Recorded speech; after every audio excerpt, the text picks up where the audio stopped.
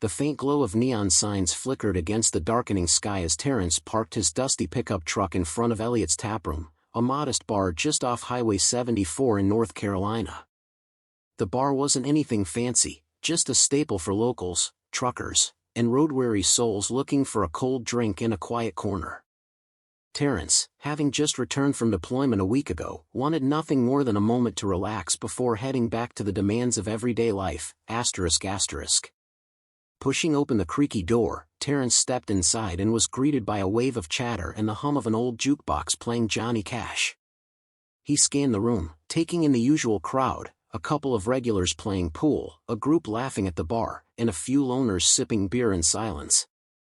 He didn't come here to make friends, just to decompress. He found a corner table near the back, tucked away but with a clear view of the room. His camouflage uniform blended into the dim ambience, save for the scuffed sneakers on his feet, shoes chosen for comfort, not appearance, ***. Terrence ordered a glass of water and nursed it quietly, his thoughts drifting to the family he was finally going to see after so many months. His mother's cooking and his niece's excited voice were all he could think about. But then the door slammed open, breaking his reverie. A group of 6 men strode in, their heavy boots echoing on the wooden floor.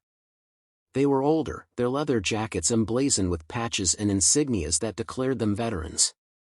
They were loud, laughing and clapping each other on the back as they made their way to the bar, ***. Terrence gave them a passing glance before returning to his drink, but one of the men, the leader, a burly guy with a salt and pepper beard and piercing eyes, froze mid-laugh when he noticed Terrence. He muttered something to his group, and they all turned to look, their laughter quieting, replaced by a simmering tension that filled the room. Terrence felt their stares but didn't acknowledge them. He'd experienced that look before, the one that sized you up, judged you without context.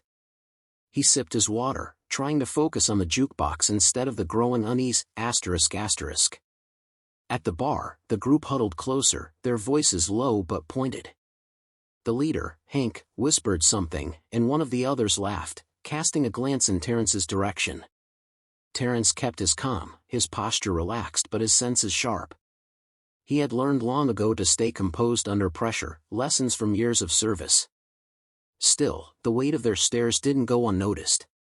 The night, which had started as a simple escape, was about to take a turn Terrence hadn't anticipated, ***. The hum of the jukebox was drowned out by the heavy thuds of boots as the group made their way toward Terrence's table. Hank was at the front, his eyes locked on Terrence like a hawk sizing up prey. Terrence set his glass down and leaned back slightly, his calm demeanor masking the alertness that had settled into his muscles, ***. "Hey," Hank barked, stopping just a few feet from Terrence. His voice was rough, gravelly, and laced with disdain. "Nice uniform you got there. Where'd you get it, a Halloween store?" The men behind him chuckled, their laughter thick with mockery. Terrence looked up, his expression steady. He'd heard worse, much worse, ***. "It's mine," he replied evenly. "Earned it." Hank raised an eyebrow, feigning surprise. "Earned it, huh? That's funny, because I've seen plenty of real soldiers, and none of them wear sneakers with their fatigues. You're trying to play dress up for sympathy, or maybe a free drink." Terrence's jaw tightened slightly, but his voice remained level. "I don't need sympathy or free drinks. I'm just here to enjoy my evening." Hank leaned in closer, his beer-soaked breath invading Terrence's space. "You don't look like no soldier to me. Where's your boots? Your tags? Hell, you probably don't even know how to salute properly." One of the men behind him added, "Bet he couldn't tell us the first thing about basic training." Another chimed in, probably never seen a battlefield in his life. The group erupted in laughter again, their voices grating against the low hum of the jukebox. Terrence stayed silent, his eyes moving between the men. He wasn't intimidated, but he wasn't about to fan the flames either. His years in the service had taught him how to pick his battles. But there was something about this encounter that rubbed him raw. It wasn't just their words, it was the audacity, the ignorance, ***. "I don't need to prove anything to you," Terrence said finally, his voice calm but firm. Hank, now visibly irritated by Terrence's composure, stepped even closer, his large frame looming over the table. "You think you're some kind of hero, huh? Walking in here like you belong?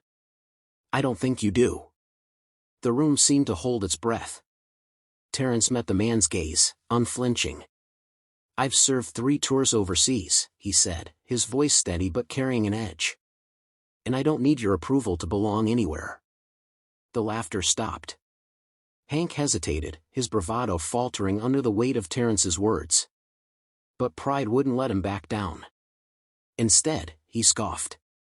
"Yeah? Prove it. Show us your tags. Otherwise, you're nothing but a liar." Terrence's eyes flicked to the others in the group, noting their uneasy glances. They weren't as sure about their leader's accusations now, but none of them dared to speak up. He exhaled slowly, resisting the urge to escalate. "I don't owe you proof," he said. "But if you think starting something here is a good idea, I'd suggest you think again."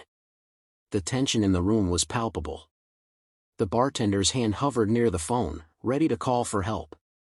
The other patrons shifted in their seats, their eyes darting between Terrence and the group.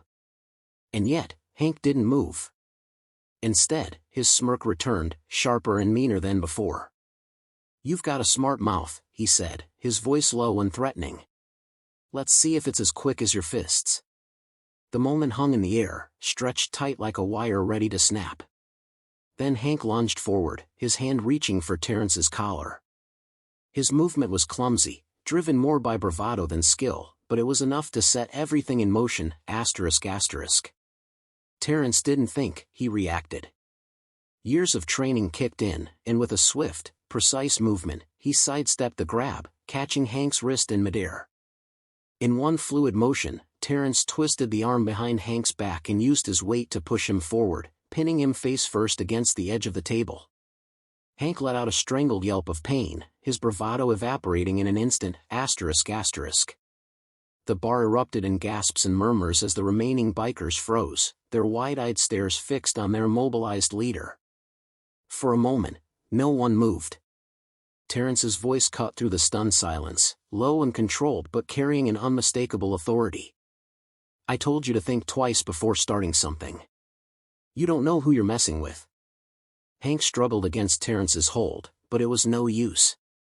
The soldier's calm efficiency left no room for error or escape.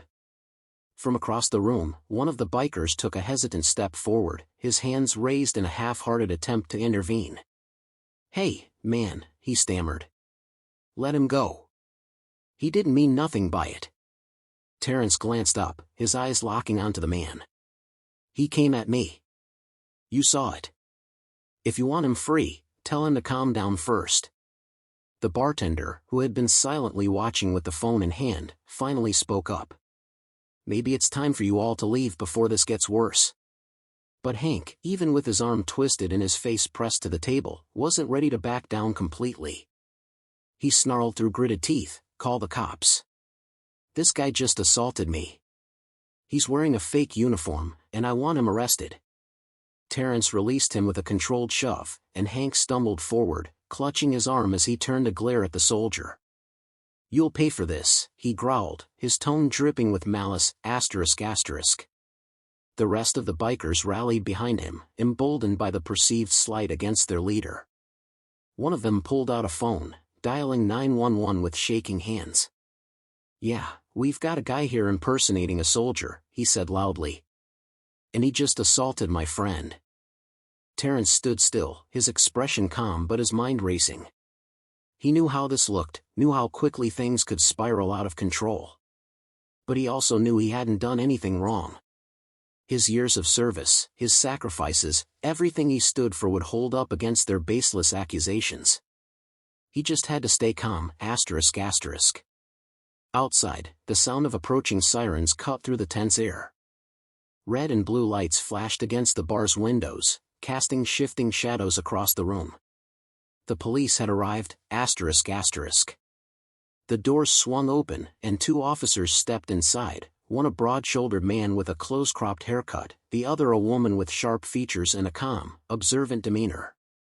Their presence immediately silenced the room, asterisk asterisk. "We got a call about an altercation," the male officer said. "Can someone explain what's going on here?"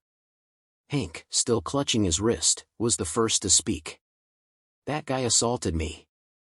And he's impersonating a soldier, look at him. He doesn't even have proper boots on." The officer's gaze shifted to Terrence, who stood quietly by his table, his posture relaxed but alert. "Is that true?"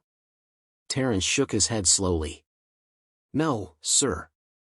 This man and his friends confronted me because they didn't believe I'm a real soldier.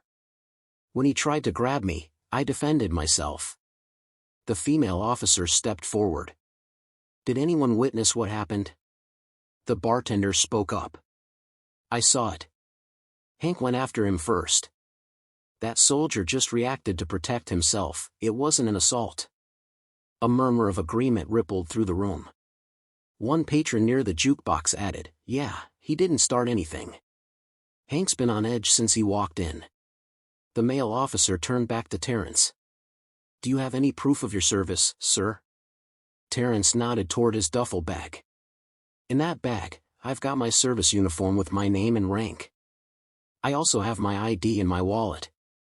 You're welcome to take a look." The officer retrieved the bag and inspected the uniform, then turned to his partner, who nodded in confirmation. "You're clear," the officer said. "We appreciate your cooperation."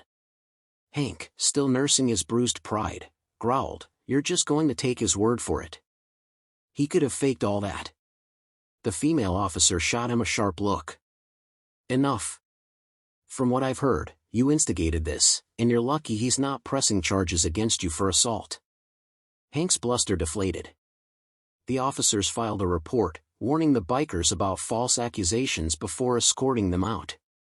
The bar slowly returned to its usual hum, patrons whispering and casting respectful glances at Terrence, ***. A few days later, Terrence was working on his truck in his driveway when one of the bikers, Bill, a wiry guy who had been part of Hank's crew, showed up unannounced. He removed his helmet, hesitating before stepping closer, ***. "I wanted to come by and say I'm sorry for what happened at the bar," Bill said, his voice quiet. "I didn't stop it, and I should have. Hank's got a way of riling people up, and I went along with it. But that doesn't make it right." Terrence studied him. "Why now?" Bill looked down at his boots. "Because it's the right thing to do. And because seeing you handle yourself the way you did, it made me realize how wrong we were. You didn't deserve any of that." Terrence exhaled, his expression softening slightly. "I appreciate you coming here. It doesn't erase what happened, but it's a start." Bill nodded, relief washing over his face. "Thanks, man. I mean it." As Bill rode away, Terrence turned back to his truck, wiping his hands on a rag. The incident had been an ugly reminder of the prejudice he still faced, but Bill's apology was a glimmer of hope, a small but meaningful step toward understanding, ***. Terrence knew the fight against ignorance wasn't over. But he also knew he wasn't alone in it. The choices he made, the way he carried himself, it could shift perspectives, one person at a time, ***. Sometimes, the battles weren't fought overseas. Sometimes, they were fought right here, in bars, in homes, in hearts. And as far as Terrence was concerned, those battles mattered just as much, ***.